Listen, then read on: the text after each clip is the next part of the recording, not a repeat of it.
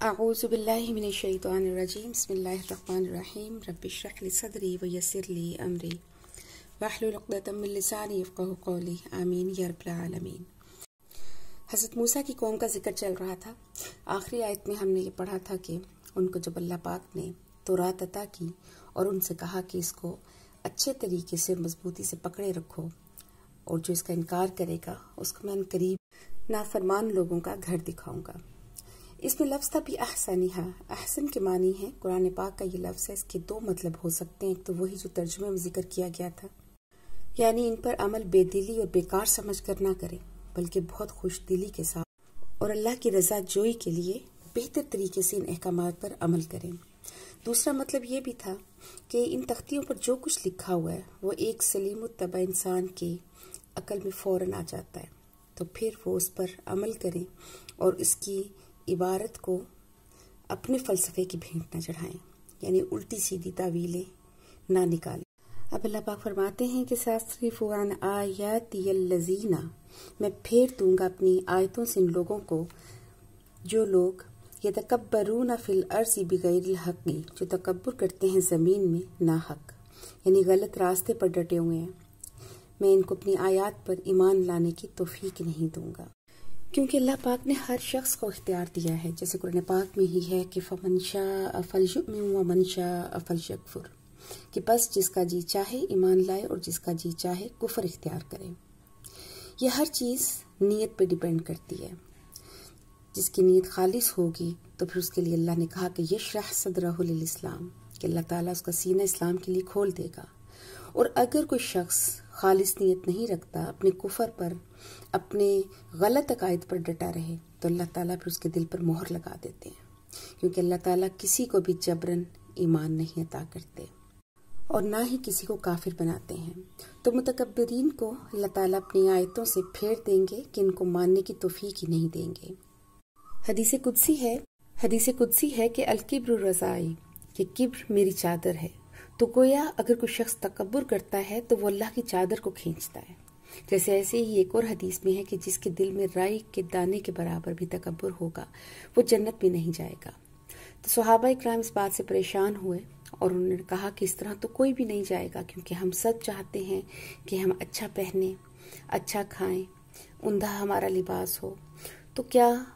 ये भी तकब्बुर है? तो आप सल्लल्लाहु अलैहि वसल्लम ने फरमाया कि ये तो जमाल है, ये खूबसूरती है, तकब्बुर नहीं। अल्लाह ताला की नेमतों का इजहार है। जैसे कहा कि इन्नल्लाह जमीलुन युहिब्बुल जमाल, कि अल्लाह ताला खूबसूरत है, खूबसूरती को पसंद करता है। यानी शरई दायरे के अंदर रहते हुए अच्छा लिबास पहनना तकब्बुर नहीं। इवन यहाँ तक कि जो शख्स अगर इस्तिताअत रखता है और फिर भी अच्छा लिबास नहीं पहनता, वो गुनाहगार है, इसलिए कि इसने रब की नेमत का अमली इजहार नहीं किया, हालांकि ये मतलूब है। तकब्बुर कहते हैं बातरुल हक़्क़ी, यानी हक को ठुकरा देना, और गिमतुन नासी, और लोगों को हकीर समझना और अपने आप को सबसे बढ़तर समझना, ये तकब्बुर है। हक बात को कबूल न करना और ये ना देखना कि बात सही है, लेकिन ये देखना कि कहने वाला कौन है, तो ये सब चीज़ें तकब्बुर कहलाती हैं। फिर आगे फरमाया व इन यरौ कुल्ला, और अगर वो देखें हर आयतिल्ला, हर किस्म की निशानी, और फिर भी ना युमिनून बिहा, वो उस पर ईमान लाएं। कि जैसे पहले गुजरा कि हज़रत मूसा ने इनको 9 मोज़ात दिखाए और फिर भी वो ईमान नहीं लाए, और बल्कि जो जादूगर मुकाबले के लिए आए थे वो ईमान ले आए। व इन यरौ सबीला रुश्दी, और अगर वो देखें भलाई का रास्ता, ला यत्तखिज़ूहु सबीला, तो ना बनाएं वो उसको अपना रास्ता, यानी नेकी के रास्ते पर नहीं चलेंगे। जैसे सूरह नमल के पहले रकू में फिरौन और उसके साथियों का जिक्र करते हुए अल्लाह पाक ने फरमाया था कि इनकार किया उन्होंने उसका, हालांकि यकीन किया था इसके बारे में इनकी जानों ने, मगर इनकार किया जुल्म और तकब्बुर की बिना पर। कि हज़रत मूसा ने जो निशानियां दिखाई थी और जो मुअज्जिज़ात फिरौन, हामान, शद्दाद, कारून, उनके दिलों में ये यकीन बैठ चुका था कि ये अल्लाह के सच्चे नबी हैं, लेकिन उन्होंने सरकशी की, तकब्बुर किया, क्योंकि इक़्तिदार, बादशाहत, वज़ारत, ये चीज़ छोड़ना आसान नहीं है। अल्लाह ताला फरमाते हैं इन यरौ सबीलल गय्यी, और अगर वो देखें गुमराही का रास्ता, यत्तखिज़ूहु सबीला, तो बना लें उसको अपना रास्ता। ذالک بأنہم کذبوا بآیاتنا، یہ اس وجہ سے کہ انہوں نے جھٹلایا ہماری آیات کو، تورات کو، دیگر آسمانی آیات اور معجزات کو، وکانوا عنہا غافلین، اور تھے ان سے غافل، یعنی ان آیات اور نشانیوں سے۔ والذین کذبوا بآیاتنا، اور وہ لوگ کہ جنہوں نے جھٹلایا ہماری نشانیوں کو، ولقاء الآخرۃ، اور آخرت کی ملاقات کو، یعنی قیامت کے دن کو، حبطت اعمالہم، تو ضائع ہو گئے ان کے اعمال، هل یجزون، اور نہیں بدلہ دیے جائیں گے، الا ما کانوا یعملون، مگر اس چیز کا جو وہ کرتے تھے، یعنی جو کام بھی انہوں نے نیکی کی حالت کفر میں کیے وہ تمام کام ضائع ہو جائیں گے، اور کفر اور شرک اور نافرمانی کی وجہ سے انہیں کسی ایسی نیکی کا بدلہ نہیں دیا جائے گا۔ پچھلی قوموں کے لیے مال غنیمت جائز نہیں تھا۔ جب بنی اسرائیل دریا کلثم پار کر کے آئے تو ان کے پاس جو آل فرعون کے زیورات تھے جو انہوں نے ان کے پاس امانت کے طور پہ رکھے تھے، تو حضرت موسیٰ نے ان کو اپنی قوم کو استعمال کرنے سے منع کر دیا، تو انہوں نے وہ سارے لے جا کر ایک جگہ دبا دیے۔ تو جب حضرت موسیٰ تورات لینے کے لیے گئے تو موسیٰ بن ظفر، جس کو 16ویں پارے میں سامری کا لفظ بھی جس کے لیے آیا ہے، اس نے اس سے ایک بچھڑا بنایا اور اس کے اندر وہ مٹی ڈالی جو حضرت جبرائیل کے گھوڑے کے پیروں کے نیچے سے اس نے اٹھائی تھی، جس سے اس بچھڑے سے ایک آواز نکلنے لگی۔ اب جب حضرت موسیٰ واپس آئے تو یہ اب اس واقعے کی طرف اشارہ ہے، اس کا ذکر ہے کہ وَاتَّخَذَ قَوْمُ مُوسَىٰ مِن بَعْدِهِ، اور بنا لیا موسیٰ علیہ السلام کی قوم نے ان کے طور پر جانے کے بعد من حلیہم عجلاً، ان کے پاس جو زیورات تھے ان کا بچڑا، جسد اللہ خوار، اور وہ جسم تھا ان کے لیے گائے کی آواز تھی اس میں۔ تو اللہ تعالیٰ فرماتے ہیں الم یروا انہ، کہ کیا انہوں نے نہیں دیکھا کہ بے شک وہ لا یکلمہم، کہ نہیں کلام کر سکتا ان سے، ولا یہدیہم سبیلا، اور نہ ان کی رہنمائی کرتا ہے راستے کی طرف، اتخذوہ وکانوا ظالمین، اور انہوں نے اس کو معبود بنا لیا اور وہ ظالم تھے۔ ولما سقط فی ایدیہم، جب گرائے گئے ان کے چہرے ہاتھوں میں، یعنی یہ لفظ ان کی پشیمانی کی طرف اشارہ کرتے ہیں کہ پشیمان اتنے زیادہ اپنے عمل پر ہوئے اور بہت زیادہ نادم بھی۔ ورأوا انہم، اور انہوں نے دیکھا، یعنی وہ سمجھ گئے کہ بے شک قد ضلوا، تحقیق وہ گمراہ ہو چکے ہیں۔ قالوا، تو انہوں نے کہا لا لم یرحمنا ربنا، کہ اگر نہیں رحم کرے گا ہم پر ہمارا پروردگار، ویغفر لنا، اور ہمیں نہیں بخشے گا، لنکونن من الخاسرین، تو البتہ ہم ہو جائیں گے نقصان اٹھانے والوں میں سے۔ اب اس قوم میں 3 طبقے بن چکے تھے۔ ایک وہ طبقہ تھا کہ جو اس گناہ میں شریک نہیں ہوا، دوسرا طبقہ وہ تھا جو شریک تو ہوا لیکن جلد توبہ کر لی، اور تیسرے وہ لوگ تھے کہ جو حضرت موسیٰ کی واپسی تک اس گناہ پر اڑے رہے۔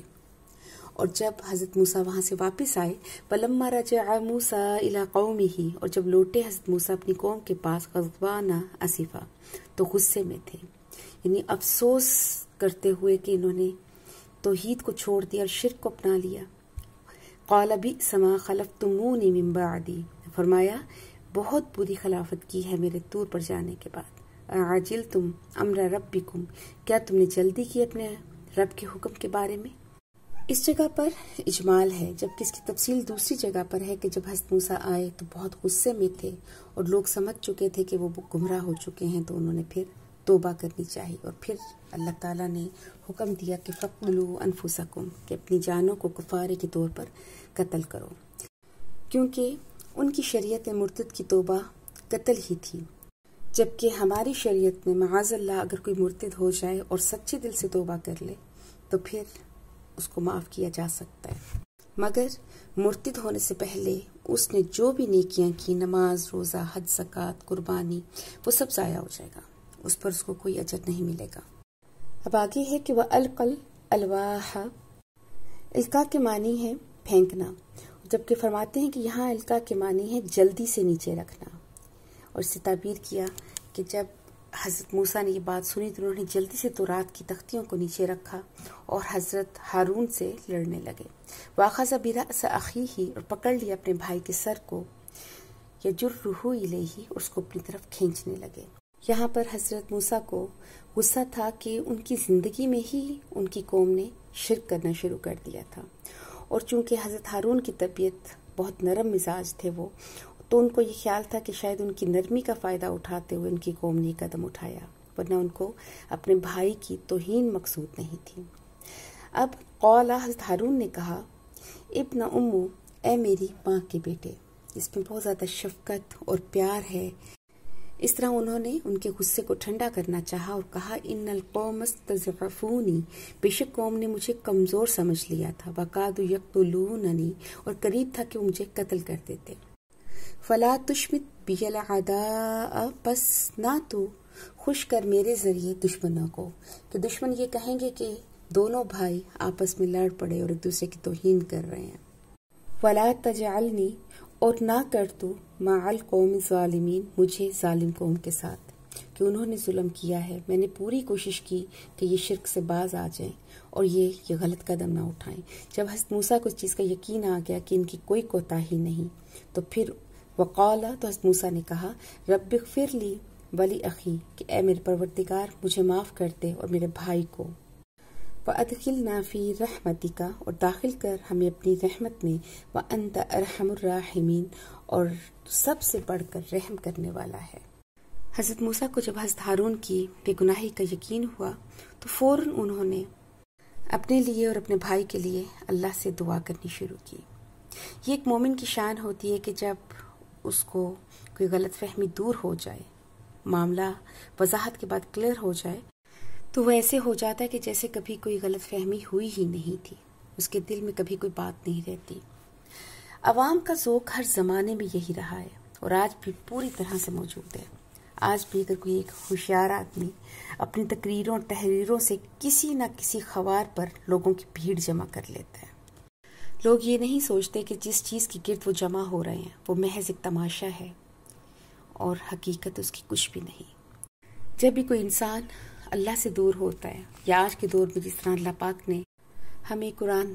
دیا، ہمیں حدیث دی، اگر ہم آج ان کو چھوڑ کر کسی بھی شخص کی پیروی کرنا شروع کر دیں تو ہم بھی ایسے بہت سارے بچھڑے بنا لیتے ہیں جن کی ہم پوجا کرنی شروع کر دیتے ہیں، جس میں سب سے بڑھ کر آج دنیا سے محبت، ہمارا مال، ہماری اولاد، ہمارا خاندان ہے، اور کہیں نہ کہیں ہم شرک کے مرتکب ہوتے ہیں۔ تو اللہ پاک سے دعا ہے کہ اللہ پاک ہمیں وہ عقل عطا کرے، وہ سمجھ عطا کرے کہ ہم لوگ اپنے آپ کو شرک سے اور تکبر سے بچا سکیں، تاکہ آخرت میں ہمارا وہ معاملہ نہ ہو جو اللہ کے نافرمانوں کا ہوتا ہے۔ وآخر دعوانا ان الحمد للہ رب العالمین۔